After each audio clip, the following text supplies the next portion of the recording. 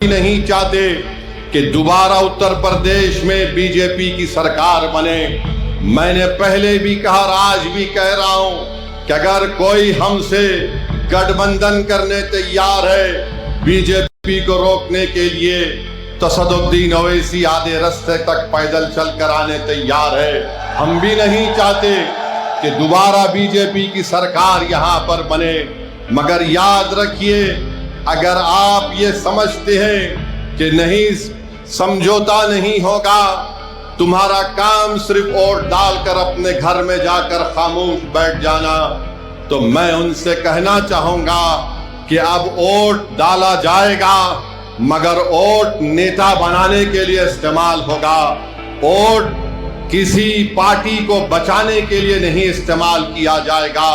मेरे अजीज दोस्तों और बुजुर्गों, अगर गठबंधन होगा, अलायंस होगा, इज्जत और मान सम्मान के साथ होगा, तो यकीनन असदुद्दीन ओवैसी और मजलिस इत्तेहादुल मुस्लिमीन उस गठबंधन के साथ काम करने को तैयार है। हम पूरी कोशिश करने तैयार है कि दोबारा भाजपा की सरकार उत्तर प्रदेश में ना बने। मगर अगर आप ये समझते हैं कि हमारा काम सिर्फ दरी बिछाना है, तो याद रखो अब कोई दरी नहीं बिछाएगा। अब दरी बिछाने के दिन खत्म हो चुके हैं। चाहे वो नौजवान हो, चाहे वो बुजुर्ग हो, यह हमारी इज्जतदार माँ और बहनें हैं, वो इस बात को महसूस कर लिए हैं कि अब दरी नहीं बिछाएगी। अब हक की और मान सम्मान की लड़ाई होगी। अब नेता बनाया जाएगा, अब लीडरशिप बनाई जाएगी और ऐसा लीडर बनाया जाएगा जो उत्तर प्रदेश की विधानसभा में जाकर अंधा, गूंगा और बहरा बनकर ना बैठे, बल्कि जब मस्जिदों को शहीद किया जा रहा है तो उनको अपनी जमीन की आवाज पर उस विधानसभा के दरो दीवार को हिला के रखना चाहिए था। मगर आज हम देख रहे हैं कि वो खामोश बैठे हुए नहीं चाहते कि दोबारा उत्तर प्रदेश में बीजेपी की सरकार बने।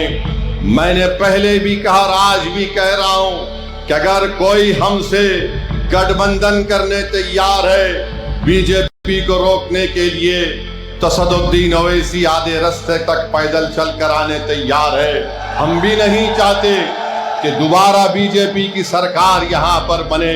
मगर याद रखिए अगर आप ये समझते हैं कि नहीं समझौता नहीं होगा, तुम्हारा काम सिर्फ वोट डालकर अपने घर में जाकर खामोश बैठ जाना, तो मैं उनसे कहना चाहूंगा कि अब वोट डाला जाएगा मगर वोट नेता बनाने के लिए इस्तेमाल होगा। वोट किसी पार्टी को बचाने के लिए नहीं इस्तेमाल किया जाएगा।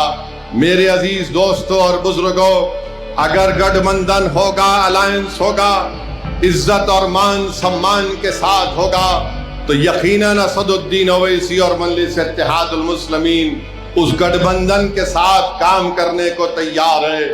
हम पूरी कोशिश करने तैयार है कि दोबारा भाजपा की सरकार उत्तर प्रदेश में ना बने।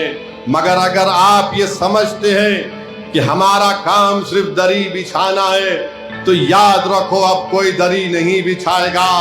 अब दरी बिछाने के दिन खत्म हो चुके हैं। चाहे वो नौजवान हो, चाहे वो बुजुर्ग हो, यह हमारी इज्जतदार माँ और बहनें हैं, वो इस बात को महसूस कर लिए हैं कि अब दरी नहीं बिछाएगी। अब हक की और मान सम्मान की लड़ाई होगी।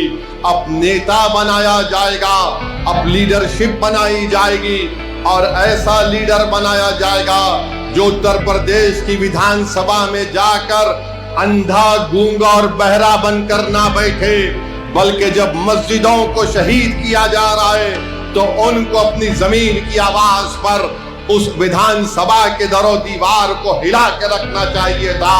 मगर आज हम देख रहे हैं कि वो खामोश बैठे हुए